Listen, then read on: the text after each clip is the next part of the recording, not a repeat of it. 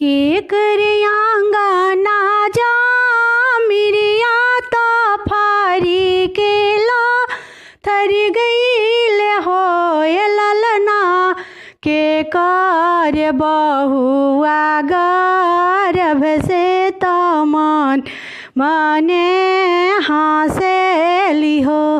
वसुदेव जी के आंगना जा मिरिया तो फारी के ला थरी गईले हो ये ललना वसुदेव जी के धनिया गर्भ से तमने माने हासेली माने हासेली हो।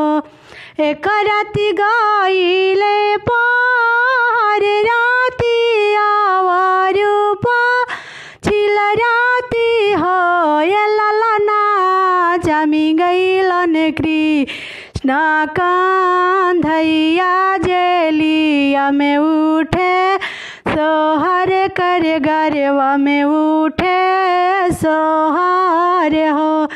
के जया वेला गावत के ई बाजावत हो ये ललना के ई आवेला बिसा माधल वासुदेव घरवा सोहार हो।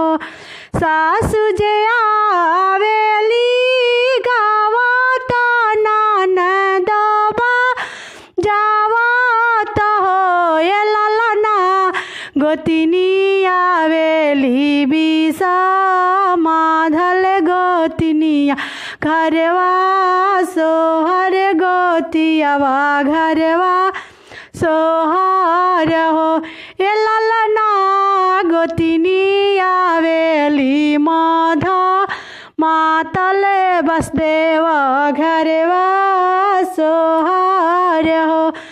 के लुटावेला धान के धेनु गैया न हो ये ललना के लगावेला पालनवा तो लालना खेलावेला हो ये ललना के गावेला सोहर वसुदेव घरवा